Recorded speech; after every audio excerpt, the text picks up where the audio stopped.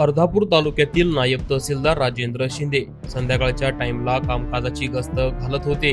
त्या गस्तीमध्ये अवैध उत्पन्न करणारे टिपर मिळून आल्याने त्या टिपऱ्यांना ताब्यात घेतले असता त्यांच्या तहसील कार्यालयातील तलाठी यांच्याकडून कामात अडथळा व धक्काबुक्की करण्यात आले.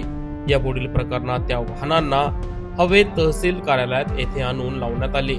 पुढील गुन्हा दाखल करण्याची प्रक्रिया अर्धापूर पोलीस ठाण्यामध्ये चालू आहे, अशी माहिती तहसीलदार शिंदे यांनी दिली आहे. सर का मारहाण झाली म्हणजे काय विषय? की नायब तहसीलदार राजेंद्र शिंदे निवासी नायब तहसीलदार आहे अर्धापूर येथे.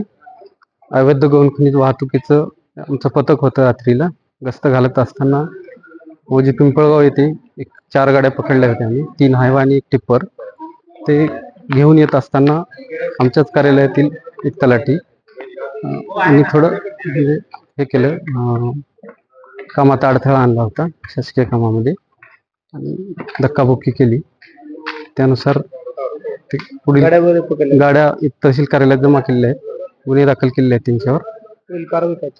पुढील आता पोलीस स्टेशनला संबंधितावर म्हणजे गुन्हा दाखल करण्याची कारवाई चालू आहे. मुख्य संपादक इस्माईल शेख, झुंजार जनता, नांदेड.